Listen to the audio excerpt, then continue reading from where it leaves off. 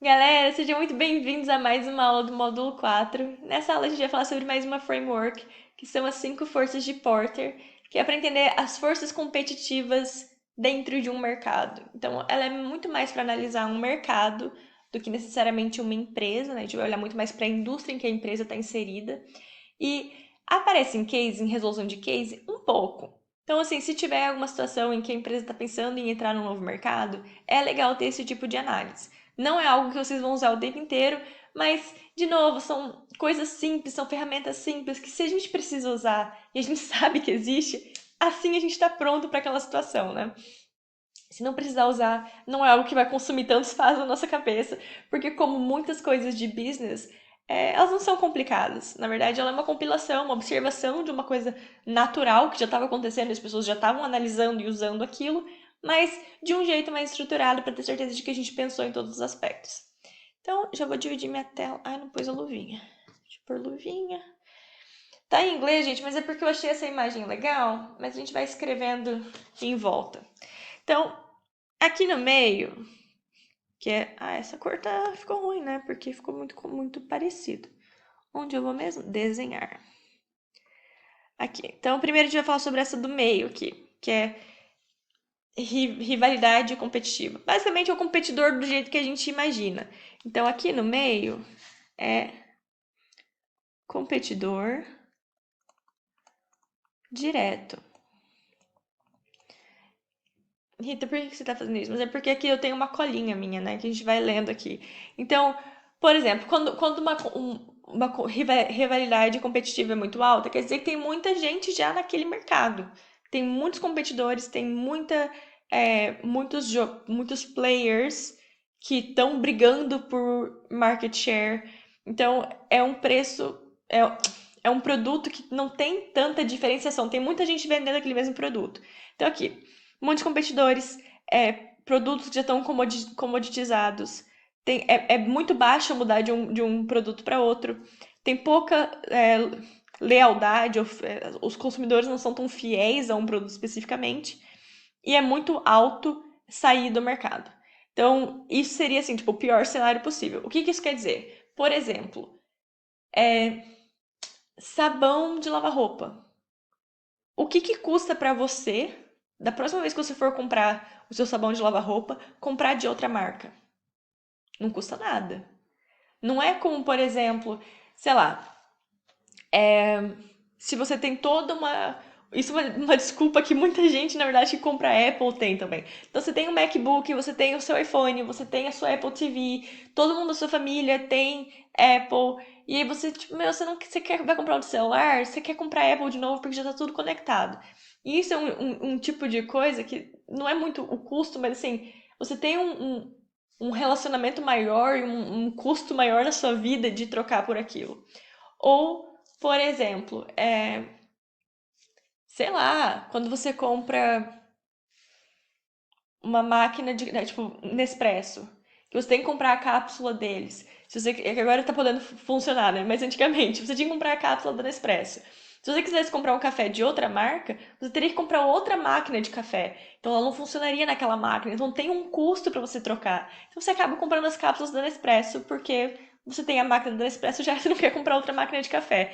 Então, quão difícil é para você mudar entre um competidor e outro? E quantos competidores existem? Uma, uma área que uma vez eu vi em algum lugar que era assim, que a pessoa não conseguia entender por que tinha tanta empresa aérea. Aqui na Europa tem muita empresa aérea. Agora tá diminuindo um pouco. Acho que teve uma época que teve um boom de empresas aéreas pequenininhas. Mas, na verdade, a empresa aérea é um negócio, quando você olha pela 5 forças competitivas de Porter, é super terrível, assim, porque tem um monte de linha de companhia aérea, é um custo super baixo para uma pessoa decidir voar com outra, então você não tem uma fidelidade muito grande. Eles botam lá as milhas e os pontos, mas aquilo é um custo muito baixo, é muito fácil para você.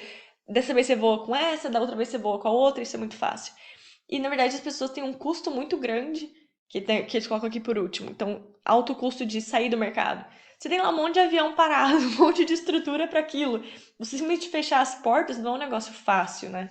Então, a rivalidade competitiva já é muito grande. Isso é a parte direta, né? Então a gente agora vai ter outras forças competitivas que são indiretas, que mostram quão difícil ou fácil pode ser a sua vida, quanto poder você vai ter entrando naquele mercado, mas que não é essa competição direta com outra pessoa que vende a mesma coisa que você. Então, vamos olhar na vertical aqui. Então, o de cima aqui é a ameaça de outros, de entrada de novos competidores. Então, ameaça novos competidores. E aqui é a ameaça de substituição. Nossa senhora, mas o que está acontecendo, computador? O que você está sofrendo assim? Ameaça de substituição. A ameaça de novos entrantes é, por exemplo, se for uma coisa muito fácil de fazer, então eu tô vendendo marmitinhas naturais, marmitinhas naturais, comidinha saudável. É muito fácil para outra pessoa ver que onde eu tô indo vender minhas marmitinhas estão vendendo pra caramba e começar a fazer uma marmita e vender também. Porque é um custo muito baixo. Então é muito fácil alguém novo entrar.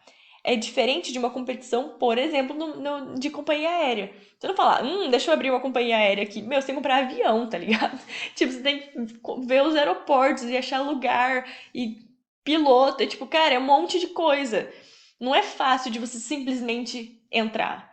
Então, essa parte de novos entrantes é para entender quão fácil é que hoje você tenha 10 competidores e amanhã você tenha 20. Então, qual é o tamanho dessa ameaça? Então, aqui eles colocam: se não for muito caro para entrar naquela indústria, se precisa de experiência, mas tem muitas pessoas treinadas, ou o treinamento é facilmente disponível. Então, por exemplo, cozinhar uma comida, uma marmitinha e levar na empresa lá que compra um monte. Hoje você está fazendo sozinha, amanhã tem mais duas pessoas vendendo marmita ali também, porque é muito fácil. Então, custo-benefício, não tem proteção de tecnologia, então, por exemplo, tem uma patente que te proteja. Se não tem isso, amanhã você tem um competidor novo. Então, quão grande é essa ameaça de que você tenha poucos competidores agora e depois você tenha muitos? E aqui embaixo, a ameaça de substituição é qual é a possibilidade de que um outro produto parecido te substitua. Então, por exemplo, você está vendendo as suas marmitinhas de comida, e se alguém vier e vender salada de fruta cortada? Tipo, num potinho. Não é exatamente a mesma coisa que você está vendendo, mas alguém pode falar: não, eu não quero almoçar comida, fico muito pesado, eu quero comer uma saladinha de fruta. E ela vai comprar dessa pessoa em vez de comprar a sua marmita. Então, não necessariamente é um competidor direto, mas é uma coisa que as pessoas vão usar para aquele mesmo propósito. Ou, por exemplo, nos aviões que eu tava falando, para companhia aérea pode ser uma empresa de trem que faça aquele trecho bem mais barato. Aí a pessoa fala: então tá bom, não vou voar, eu vou de trem. Aqui na Europa, né? No Brasil não, eu vou de ônibus. Então, isso é uma substituição, não é um competidor direto, mas as pessoas podem substituir aquele serviço ou aquele produto por outro que compra o mesmo papel. Beleza? Aí agora aqui do lado é sobre parceiros externos da empresa. Então, toda empresa, né, compra coisas de uma empresa e vende para outras ou para o consumidor. Então, esse lado horizontal aqui vai olhar quanto de poder tem os seus fornecedores e os seus clientes. Então, do lado dos fornecedores, vamos colocar aqui poder dos fornecedores. Então, por exemplo, o Dani é um ótimo exemplo. Esses dias que ele estava conversando comigo, que tinha. O Dani é comprador, né? Então ele estava lá discutindo com uma empresa e, cara, os caras estavam.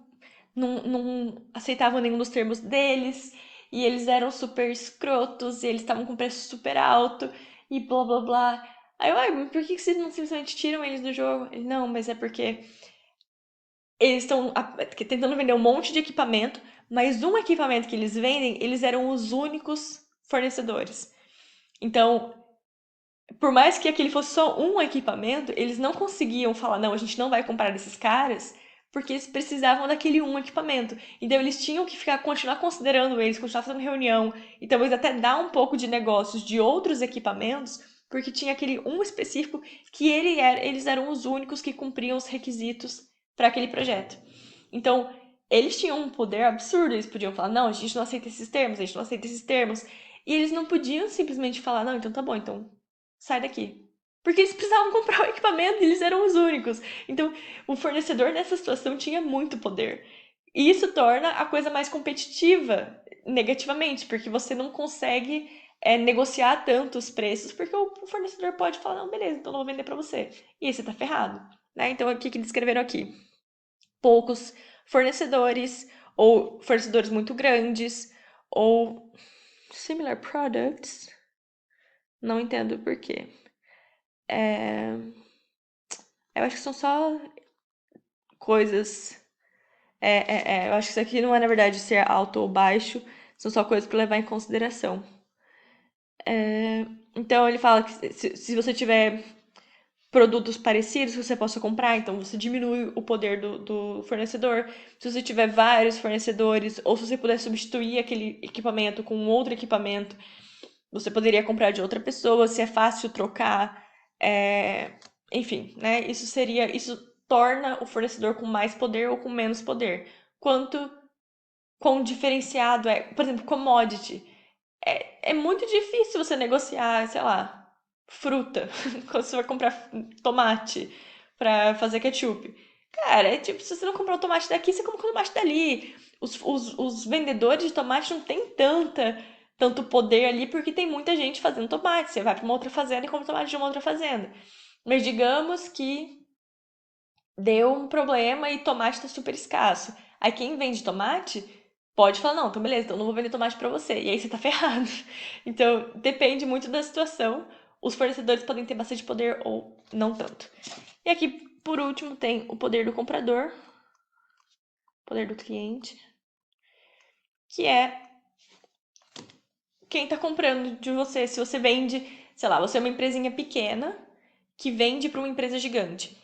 E 80% da sua produção é para essa empresa gigante. Eles têm um poder absurdo sobre você. Porque se eles falarem para você, a partir de amanhã a gente não compra mais de vocês, essa empresinha faliu. Se ela tem 80% da operação dela só dedicada para esse um cliente. Então, esse um cliente tem muito poder. Ele consegue pressionar muito mais por preços melhores. Ele consegue fazer muito mais exigência. Porque se você perder ele como cliente, sua empresa está ferrada. Então, isso é o poder do comprador. Isso é o poder do cliente. Então, por exemplo, poucos grandes supermercados. Você não, sei lá, no Brasil, Carrefour. Você vende, né? Você é Unilever, você vende pro Carrefour. Se o Carrefour fala, não, a gente não vai mais vender nenhum produto da Unilever. Caraca, tipo, imagina o tanto que a Unilever vai perder se o Carrefour falar que não vai mais comprar da Unilever. Ou, sei lá, o Pão de Açúcar fala, não, não vou mais comprar de vocês.